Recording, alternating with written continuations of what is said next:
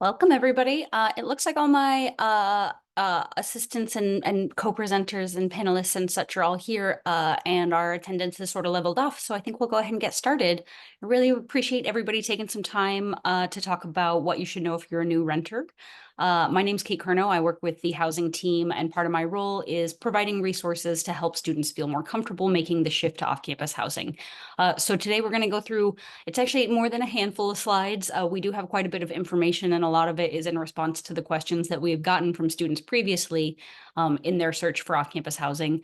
And after we go through the presentation, we will have time for y'all's questions that we'll take through the Q&A at that point. We are joined by a couple of other folks that are here to help kind of answer questions and respond to things, especially when we get to that point. So I just want to say real quick, welcome to my partners from SGA who helped put this on, and my partners from some of our off-campus housing properties who are here to give you a perspective from your potential future property manager. So I'm going to go ahead and get us started. I want to make sure everybody knows this is being recorded. So we will get this recorded and put up on both our site and social media and a few other places. And I know we'll work with SGA to spread it through their channels as well. So if you miss anything, you'll have a chance to go back and see it. This is kind of high level what we're going to cover today. We're going to want to talk about the things that you want to be thoughtful about before you move off campus. So what you need to think about when you're looking for a spot off campus. There are a handful of things we'll talk about that you should do once you have identified the place you want to live. And we'll go through each of those things listed there. And then finally, we'll talk about some tips for when you move in and kind of your time as a resident once you have. Again, each of these kind of have their own slides, so we'll go through all this in more detail. So first, what to think about when you're looking. I really think it's helpful for students to kind of understand the spectrum of housing that is kind of available to you as students. And I know for a lot of folks, it feels like a big jump to move to off-campus housing and to move into an apartment. And I want y'all to know that there is, again, there's sort of a spectrum. And so there are options that maybe provide more support if that's what you need, or maybe a little more independence if that's what you're ready for. So going from off-campus housing where you have the most support and the least independence, it's worth knowing that there are some student housing and student apartments out there that are usually fully furnished, so you don't have to bring your own furniture, and usually have most utilities included, or a lot of them or similar. And so that makes your first time being an off-campus renter a lot easier. A handful of things are kind of rolled into it, and that again makes just fewer things for you to handle. There's also quite a bit of that housing listed on our housing website that we'll talk about in a little bit. But there's also quite a bit of conventional apartments that are listed. And those are like what you would think about as a typical, certified adult living situation off campus. And we have quite a bit of that around Georgia Tech, in addition to having a fair amount of the student-focused housing. There is also a good sprinkling of house-type housing or duplexes. A lot of that's in Home Park, but not all of it necessarily. And we do have quite a few listings on our off-campus housing site if anybody is looking to have a yard and, again, the more kind of independence, a little bit more space to yourself. So we'll talk through quite a few different aspects of housing, but I want y'all to know there's like this broad spectrum of what's available, so you can find the right fit for you. First, we want to talk about roommates when considering, living off campus. It's good to know that when you do live off campus, you have a little bit more freedom in terms of who you live with.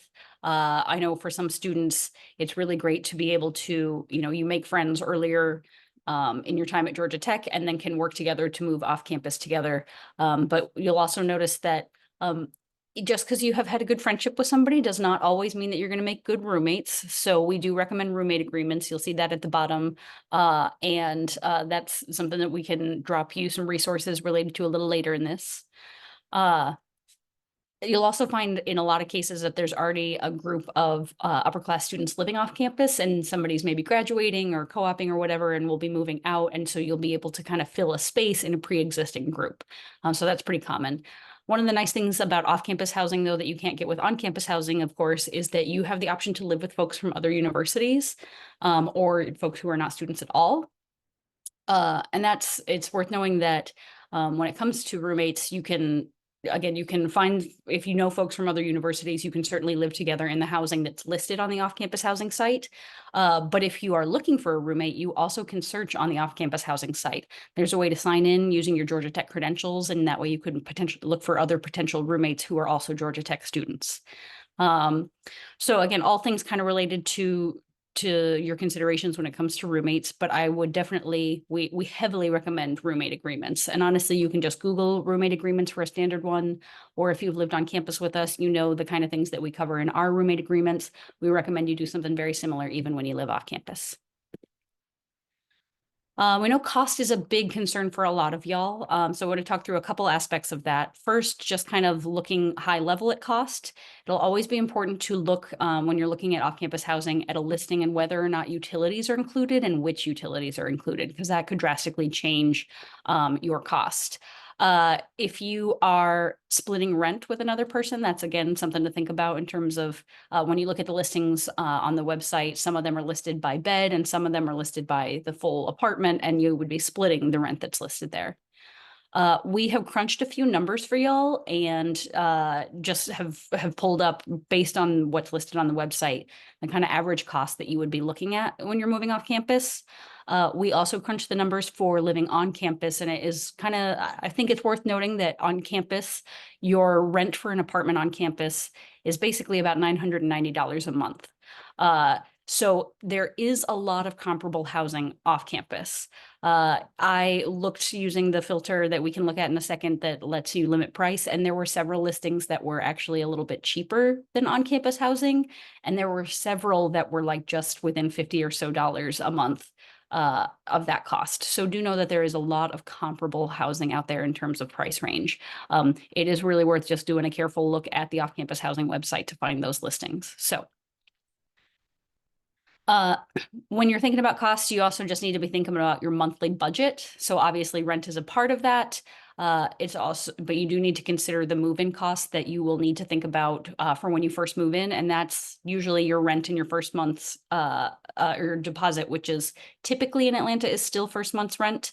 You may need help moving or people moving. You may need to pay fees when you're starting your utilities, a few other things. So there's a whole bundle of moving costs that you need to budget for. For utilities, in terms of monthly utilities, we ran the numbers and looked at some sources for Atlanta, and typically, this is a pretty generalized average for Atlanta, but typically, someone would be paying about $180 a month for all of their utilities for a 900 square foot space, which is, again, a fairly typical size for student housing. You also need to budget for food. That should not be a negotiable thing, so make sure that is a top line thing for you. If you have other costs for school, you know, textbooks, materials, what have you, those are all things that you need to be thinking about in your monthly budget. And with that monthly budget, because some of those expenses are a fixed rate and others will change, you know, your utilities will change based on usage each month. It's really helpful to use a budget calculator, which again, you can Google, and there's a bunch that are available. Many of them are free. And we really recommend that you use one of those as you move off campus as part of your getting a handle on living that life. We know for a lot of you, the big question with cost is it really comes down to financial aid. And we know that a lot of you, again, this is your big concern with moving off campus is the changing cost. So in addition to knowing that there is comparably priced housing out there, we really want to make sure y'all know about some of the things you can do related to financial aid to make this process easier for you. So if you want to pay with financial aid, which was, you know, if you're living on campus now, what happens is your aid goes to your tuition and then it goes to pay your housing fees. Your aid goes to your tuition and your housing fees, and then you don't really see what's left over because it goes to your housing fees and your dining fees and things like that. What you don't, since you wouldn't be paying that once you move off campus, that leftover funds after your tuition and such is paid goes back to you. And that's called disbursement when those extra funds come back to you. So, and then you're in charge of how those get spent. So one of the things that we will drop to you a little later in this presentation when I'm done here is there's a link on the financial aid department's website to the calendar for their disbursements so that you can plan. Oh gosh, sorry, y'all. I think my dog's getting real crunchy loud. You can find their calendar for disbursement, so you can plan for when that money will be dispersed to you. Typically, it happens a couple of weeks after classes start, which is after you would have paid some of those move-in costs. So you do really want to think about and plan for that transition off campus and that financial hurdle there. So financial aid also heavily recommends that you sign up for direct deposit so that that disbursement gets to you right away. Otherwise, you're going to wait for a check to hit you in the mail, and then getting that check processed and all that takes time. So the direct deposit is what they recommend you do to really speed things up. The other thing that they really want to make sure everybody knows you can and should do as you move off campus is the cost of living adjustment form. Your financial aid is determined by what they consider your cost of attendance is, and that's based on the cost for on-campus housing. You can fill out a form that says, hey, now that I'm off campus, my rent is this much more. They use that to recalculate your financial aid. I don't think they guarantee to cover that full gap, but they will increase based on that. So you really want to fill out that cost of adjustment form as soon as possible. Sumit, I know I didn't prep you for this, but I was wondering if you could actually start us off in talking about our neighborhoods a little bit. Yes, I can definitely do that. So there's like four main neighborhoods that most of the off-campus properties at Georgia Tech are located in. So there's Midtown, West Midtown, Home Park, and Centennial Place. So we can kind of get into each one a little bit maybe and talk about them. We go to the next slide.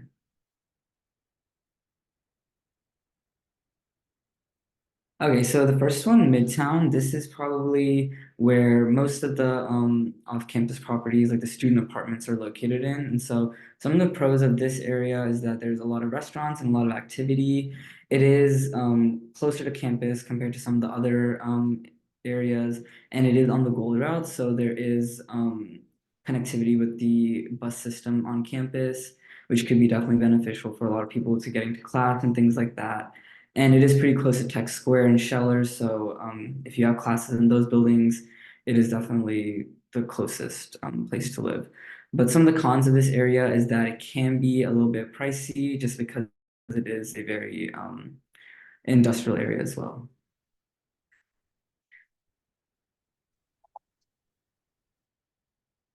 Okay, next moving on to West Midtown. This is like the west off of the West Campus, like boundary of campus. And so this area is a little bit newer compared to Midtown. There's a lot of newer development, a lot more student housing is being constructed and opening in this area as well. So it is definitely becoming more popular.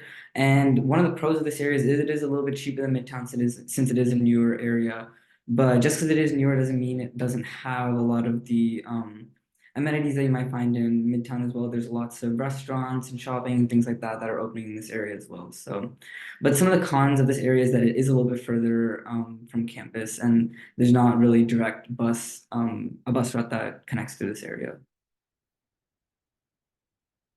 And then Home Park, this is the area north of campus. It extends quite a bit up almost into Atlantic Station. This area is characterized by mostly homes. There are homes that you can rent, and usually if you have roommates or friends that are also looking to rent a home, you can find like a house to stay in, essentially. But some of the cons of this area is it is a little bit more difficult to find housing since most of these houses are owned by private landlords. So it's not like a student housing apartment where you can just like go to a website and fill out an application. You have to find a landlord that is ready to rent out the house, and availability might not always be super easy to find out. So it is just like a little bit more difficult, but the pricing is pretty affordable compared to Midtown and West Midtown. Another con though is that it is again a little bit further from campus, but there is the Green Route bus that does go through this area a little bit, which could be helpful. I will note that we have like probably 4 listings right now that are houses in Home Park. So more and more of those, like someone said, like it's not as often that they open Yeah. up and they're not necessarily as connected, but we're working on getting more of them on the site. And then lastly, Centennial. This is the area south of campus, south of North Avenue. It's a much smaller area compared to the other three. There are a few properties, a few student apartment properties, and a few just regular apartment properties as well in this area. It is a little bit quieter, not as much activity or shopping or things like that, but it is pretty close to campus, and there are a few options, and the pricing varies depending on what type of housing you're looking at in this area, but it can be on the more affordable side.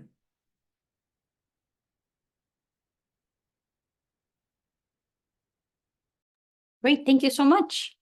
As we're talking about neighborhoods and again, what you should think about for the kind of environs of your apartment, we do want to talk about safety because we know that is also a big concern for a lot of folks. So we talked with both GTPD and the neighborhood associations for these neighborhoods that we're talking about.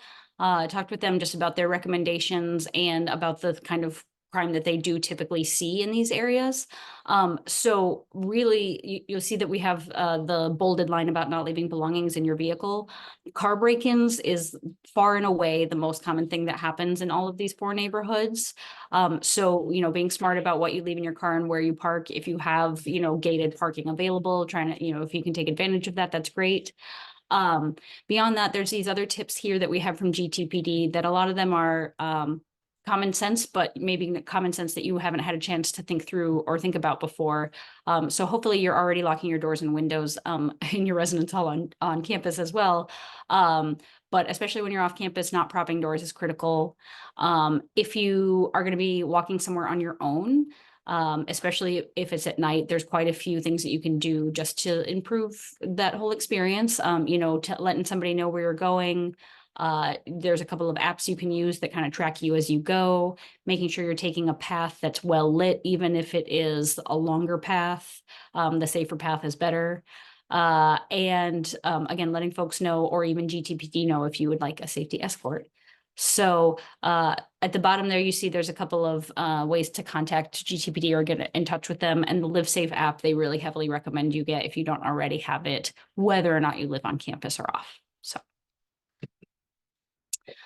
We know for many of y'all, the getting to and from campus is also a concern. We, in just a few minutes, will look at the website where all of these apartments and such are listed. But many of them have notes about whether they are, or, how much of a walk they are, how close they are to transit lines they get to campus. And some of the properties even have their own shuttle that goes to campus. You've probably seen the Westmar one that we have a picture of here. If you are living off campus, it's also worth knowing that there's a couple of different permit types that you could get if you wanted to drive to campus for whenever you have class. And then there's also the gold route that connects to MARTA, and as a student, you get a MARTA discount. So it's worth knowing that as well, again, in terms of finding your way to and from your apartment. So that brings us to talking about the off-campus housing site itself.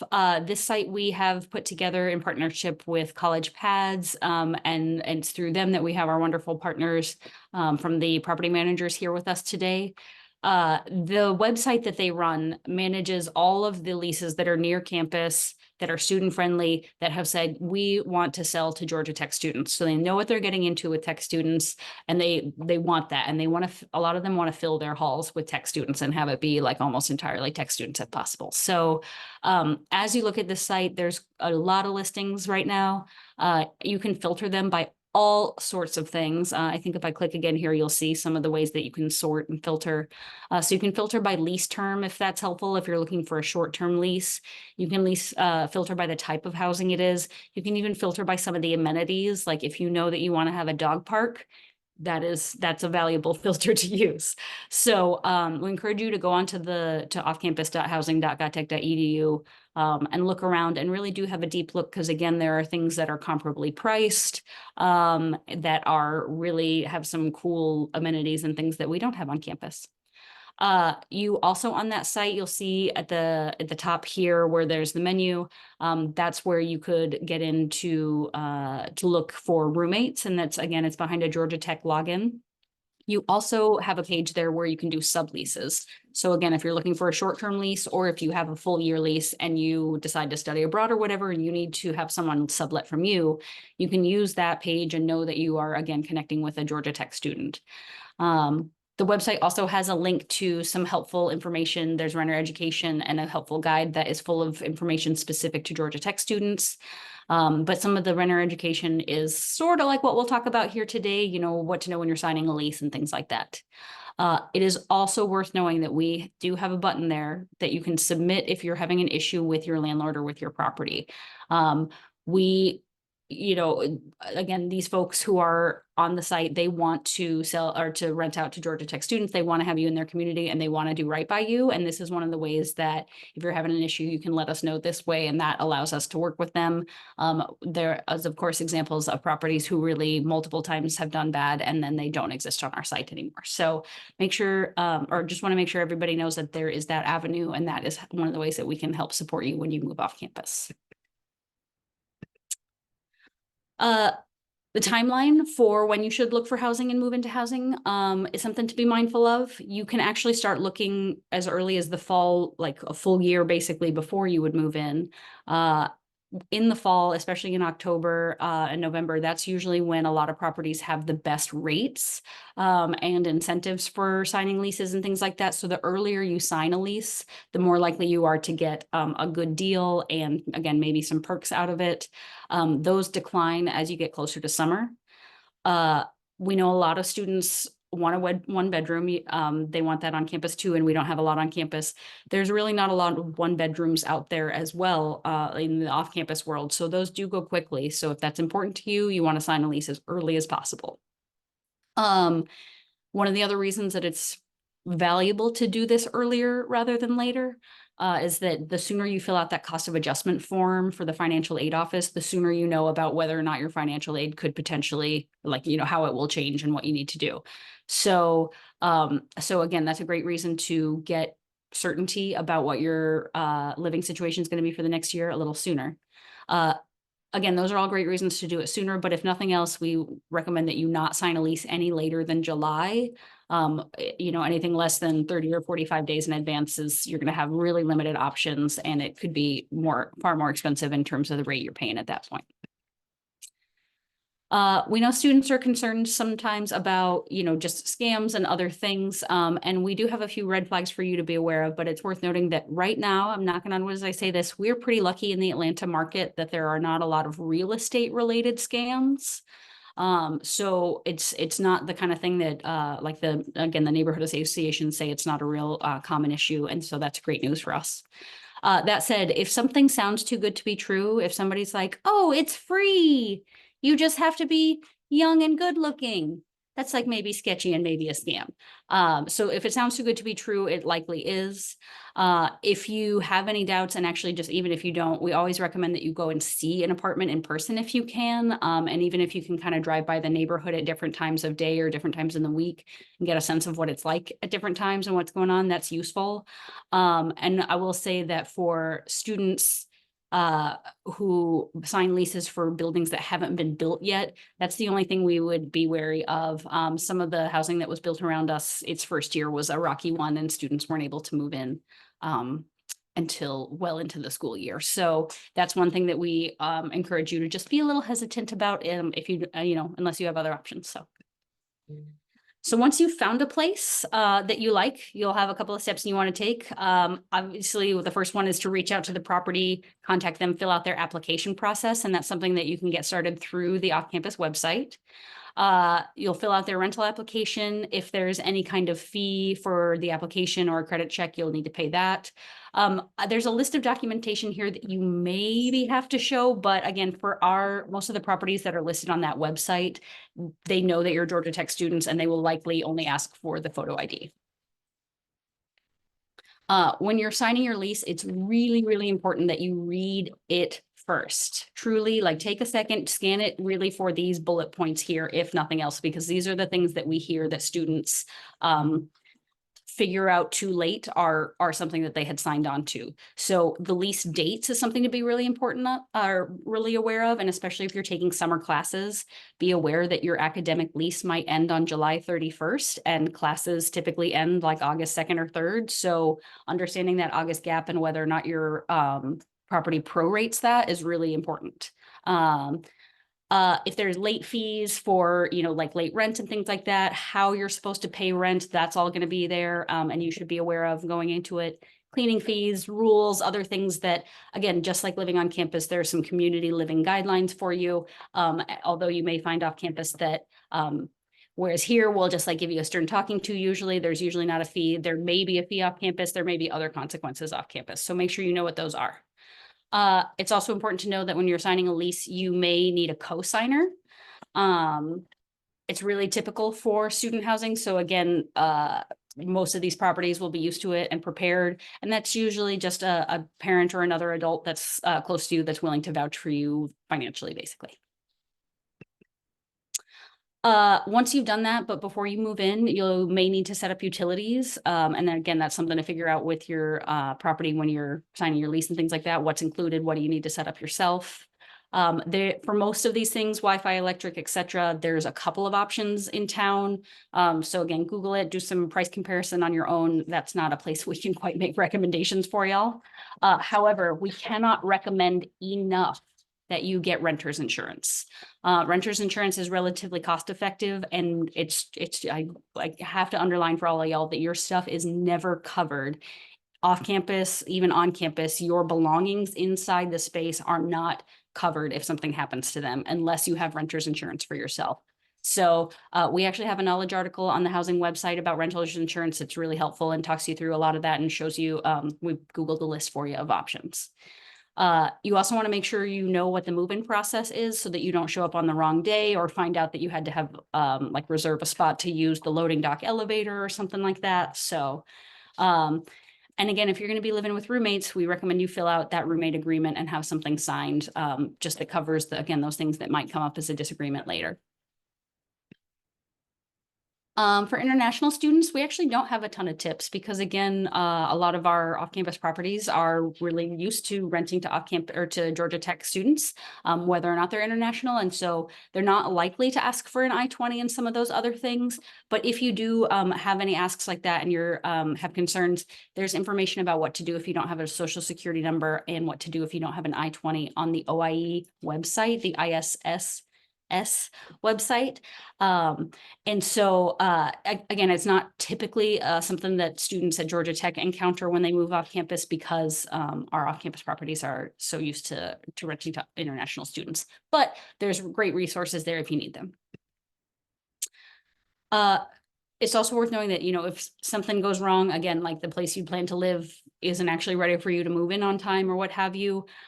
If things don't go as planned and you really are concerned, legal aid is of course always an option, but I really appreciate that our partners here in SGA have provided a way that you can schedule time with a pro bono lawyer.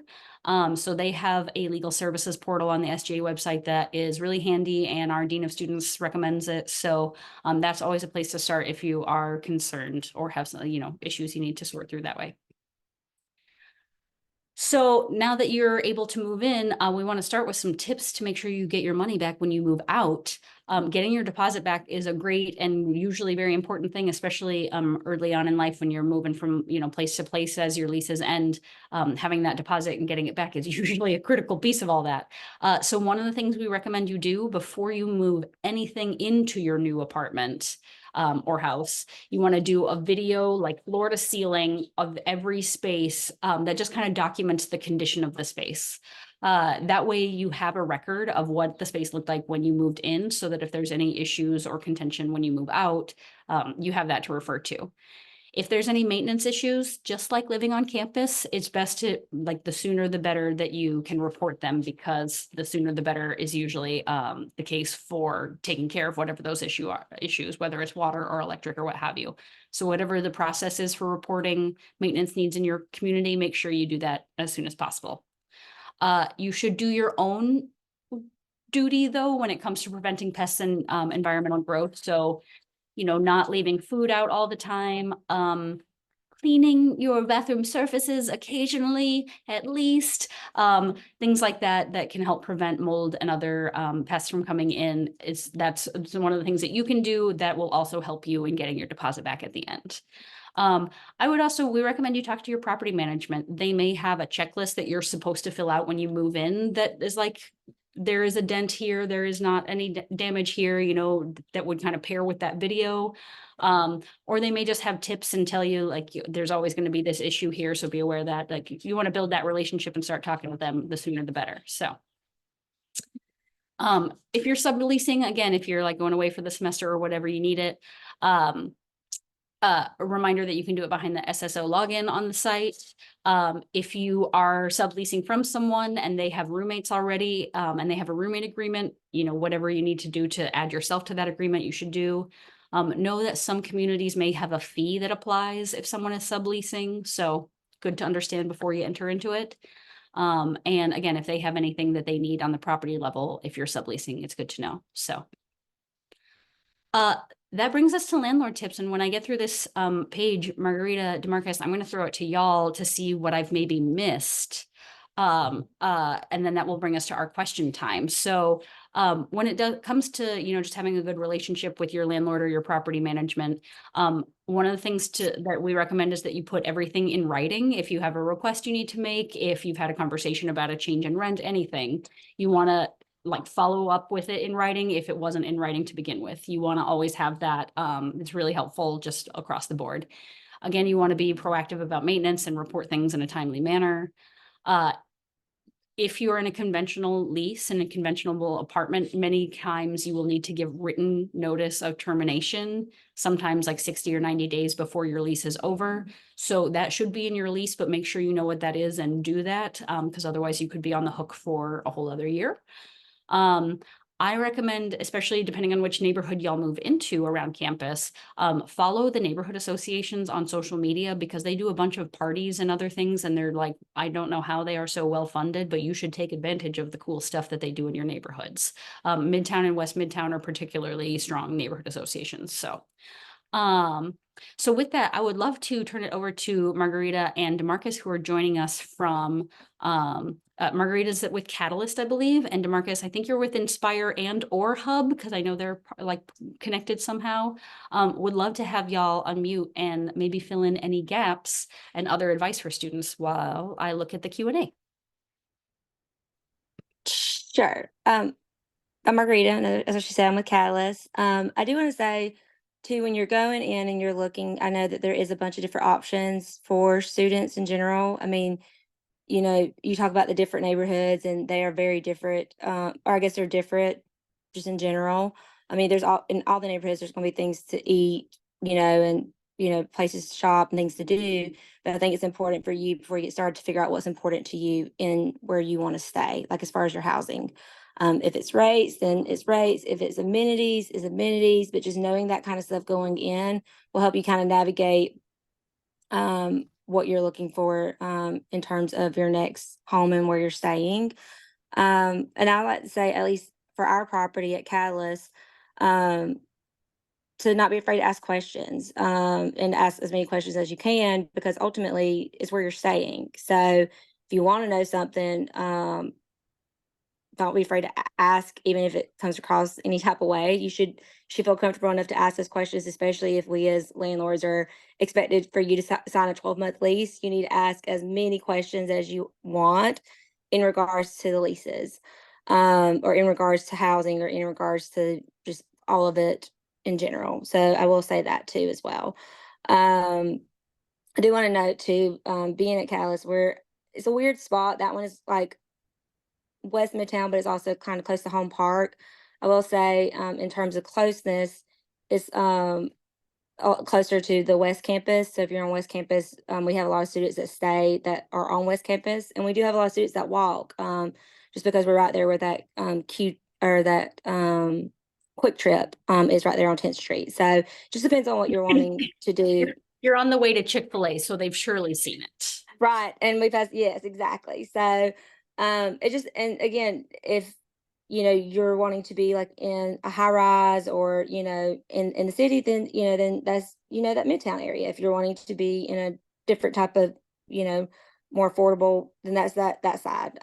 And DeMarcus, he'll talk to, like, as far as Inspire, they're close to campus. Like, they are by far the closest to campus. So I think it just depends on what you're wanting in your housing and what's important to you. So if you identify those things ahead of time, then you kind of already know what you're getting into. And I'll say too, for the notices that you were talking about, I know for us, we don't necessarily have that, because if you don't renew, we lease your space. We start leasing ahead of time.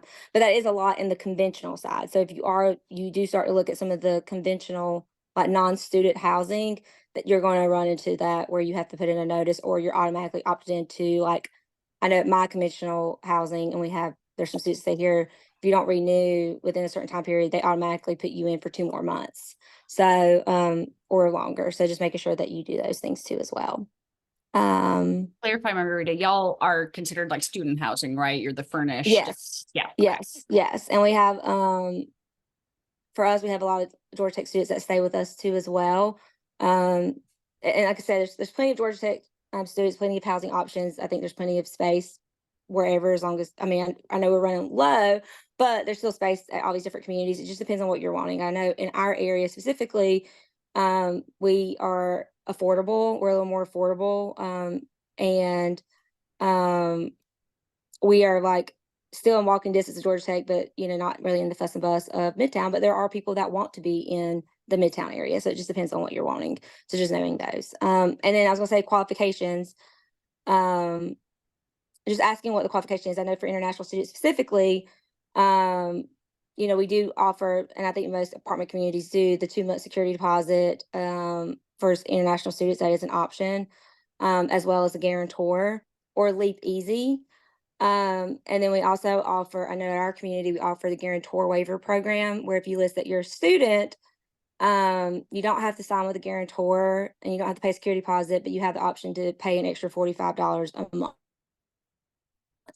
So there's that option too as well, as long as you're listed as a student. But again, just like with housing, it just depends on what your need is at the time.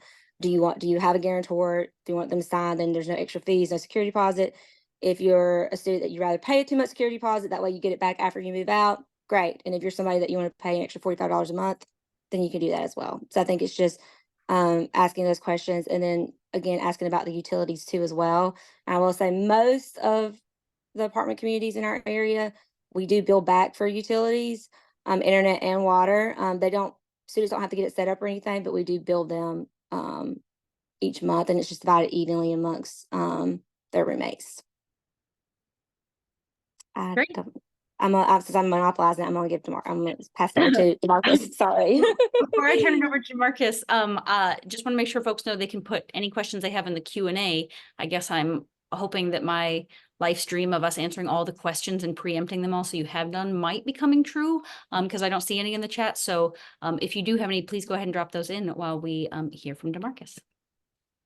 Awesome, thank you. Margarita definitely gave a lot of important information, and to piggyback off of what she said, I think with how much product we do have, knowing your kind of, I say top 3 of what you really want in your housing experience. Some people want the latest, greatest amenities. Some just want great study areas, or the distance to campus, or other type of activities outside of the campus. So knowing that right off the top, another thing that I am a big component of is, I know we live in the day and age of technology. So let's do like online leasing, or let's do virtual leasing. But until you actually get out to see the product, to see and to kind of feel and touch that sensory for you, to see if you can see yourself actually living here. So I highly encourage all of our prospects to always come out and see us. We're definitely here to answer any questions, even for parents. I call myself like the parent whisperer, because parents have a kind of high anxiety when moving off campus. So we're definitely here to answer every question that you may have, and kind of just give you that kind of reassurance that, this could be the best option for you for housing. Another kind of point I wanted to, and my point just left, but it will definitely come back to me. Sorry about that. I think,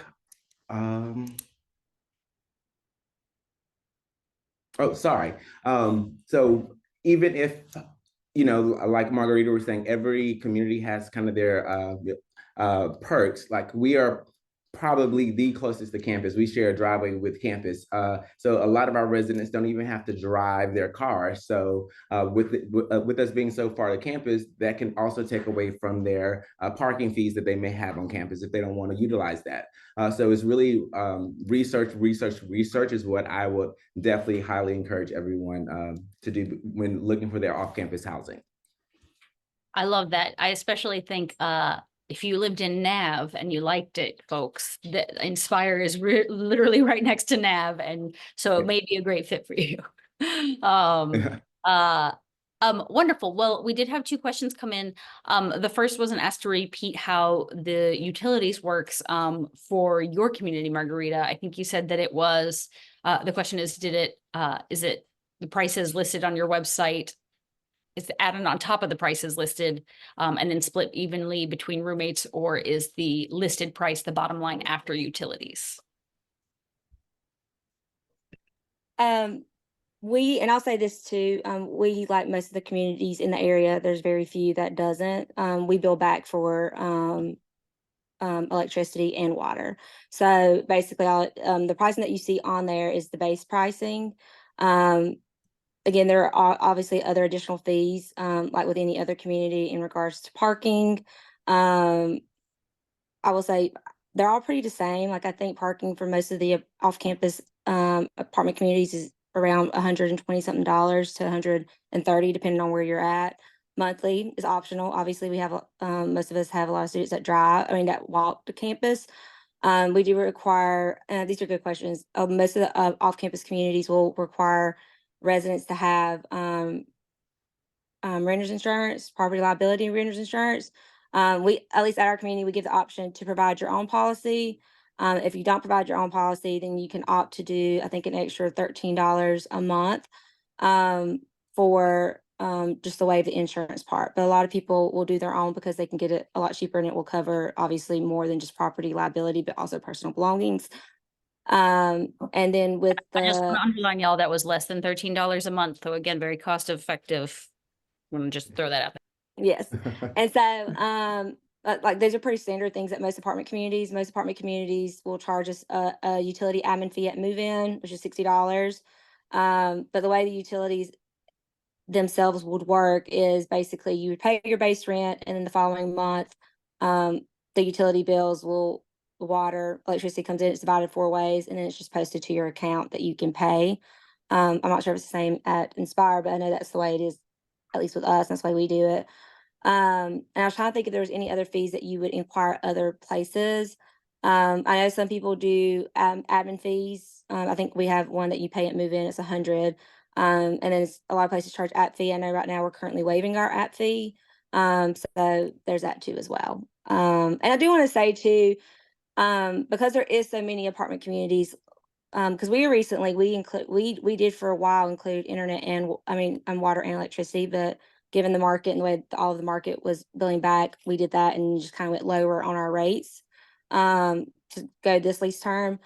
But I will say, I think it's important to know that off-campus student housing, especially in this area, and on-campus student housing, the off-campus student housing is almost that little bit in between on-campus living and then the real world, I guess, or, as far as being in that part. Like, you don't have to go and get the stuff set up. We bill it back. And yes, you have to pay your rent each month. Like, it doesn't come out of financial aid as far as that goes. Now, you have the option to pay up ahead if you want to, but, it's not that direct.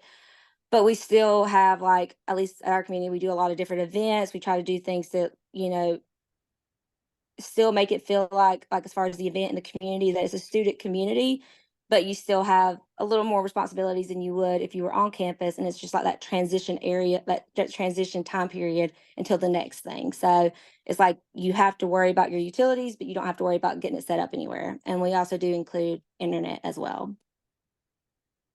Yeah, again, I want to highlight that we're lucky to have a lot of that kind of housing around Georgia Tech. And it is nice, especially in the ways that it can feel like a big step to move off campus. It's just that little bit more of a handhold still.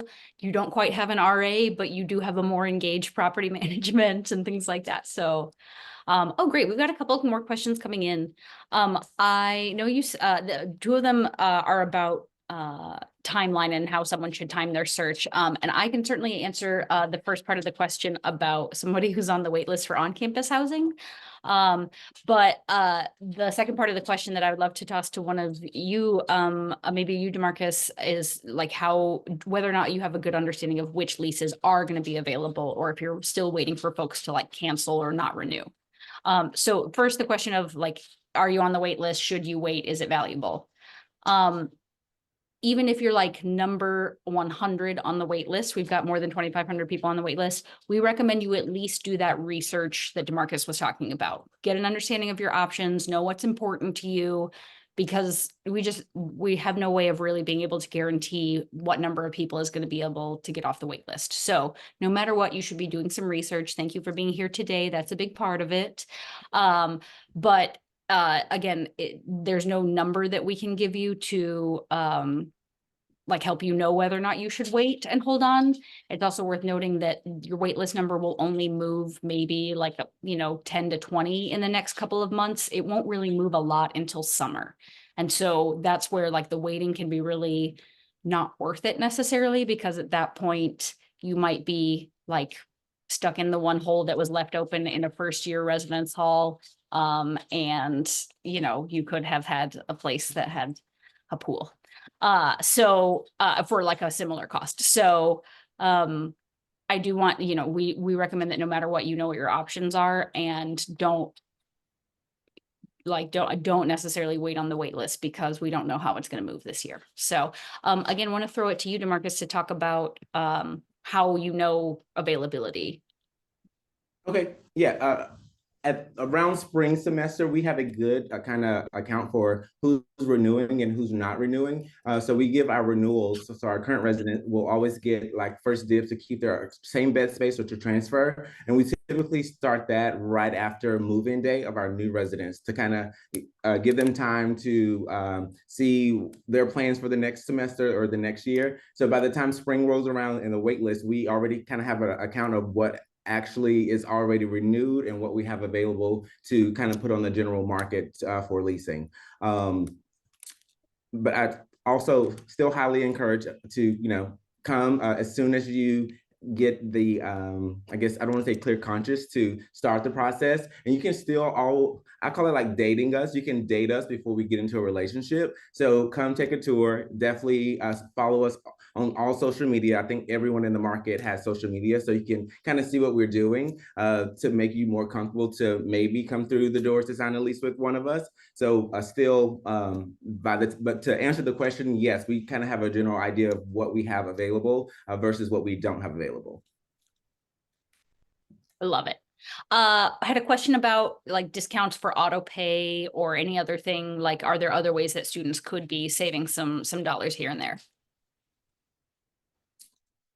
I know we have, I believe, and I'll double check, I believe we don't have like a discount off of the base rent for if they pay a certain type of way, or if they pay in full. It's kind of, we take like the full lease term and just divide it up into 12 equal installments. So as far as paying their rent, we don't offer any type of programs that will give them a discount or any type of savings that way. Anything on your end, Margarita, you'd add? So every now and then, with DeMarcus too, we don't do that as well. I don't really know a lot of off-campus apartment communities that really do that. I know sometimes with some of our communities, I think with Catalyst they do it as well. As every now and then we'll do like a drawing if you pay your rent like early, like an early bird drawing. But that's about what we will do is for people that pay the rent early. And I will say too, we have done some things to where not necessarily like a discount or anything like that, but if people are waiting on financial aid, we've done some things where we've worked with people that may, like, they paid their August rent, but maybe their financial aid is being delayed in September, and we've worked through some things as far as trying to work through like the late fees and things like that due to them waiting on financial aid. So we will work on those things. Oh, that's very good to know. Okay. Yes. We did have a question that was like a specific how something worked at a particular community. So I want to make sure everybody knows that when you go to, and let me back up actually to the off-campus website, all of the property listings have a great contact them button where you can, let's see, all of them have a way that you can contact them and reach out and find out. So like we're talking about doing research and how important that is. That is just the right things that y'all should be reaching out to these communities to find out. However, the other good general and I think last question that we'll have today is if you did want to come by for a tour, do you need to give notice? Is there a set tour time at different communities? How does that typically work? So you can stop by whenever you have time in between your class schedule, or you can actually go online and schedule a tour. So we really work to your schedule. So there's no specific time that you need to just come to take a tour. Just pop by or schedule one online. Great. Oh, go ahead. Same way with us. Walk-ins are more than welcome. Walk-ins are more than welcome to come in. If you want to schedule it, you're more welcome to schedule it. But I mean, again, at the end of the day, and I think DeMarcus agree, we're here to serve like the people that come in and want a tour, sign, all that stuff. So if you come in, we'll be ready to give it, or we'll make it work always. Sorry, that was my dog.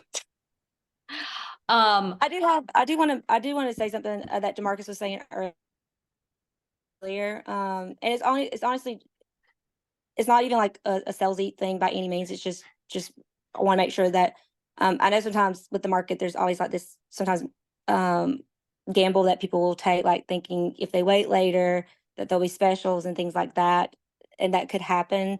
I'm not saying that it might, but I do want to say, you know, obviously you got to do what's best for you, and if you want to wait, definitely wait. But I will say, I know for us, we have a tier system. It's how, like in most apartment communities, you budget out how you have the whole year based on what rates you're going to get. And obviously, the earlier you sign, the better the rate. The later you sign, you're getting the last where our rates are going to end. So I just want to make sure too that, and I know it works that way at a lot of communities. They have rate tiers. Obviously, not to force, like, do it whenever you're ready, but if you think you're going to do it, to sign sooner rather than later so that you don't have to pay a higher rate. Awesome. I know, oh, great. We had a thank you come in. We appreciate that. Before we close out, I have to acknowledge that Summit here, he's our SGA rep, has helped us put this together. Summit, have we missed anything important? I know that we did one of these in person previously. Anything else we want to add or that you want to say? No, I think we hit on all the points. I think everyone asked some really good questions, but I just want to say, I guess SJ is also always here if you have any concerns regarding housing that we can direct you to the resources as well. So.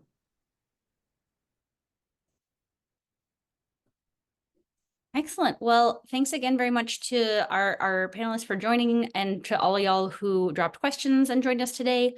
Hopefully this was helpful, and I don't know, I just feel great knowing that we have this kind of community really building around Georgia Tech, so that I'm just saying the GT vibe really continues on even if you're off campus. So I hope everybody's coming away with the same feeling, and again, appreciate y'all joining us today. Take care.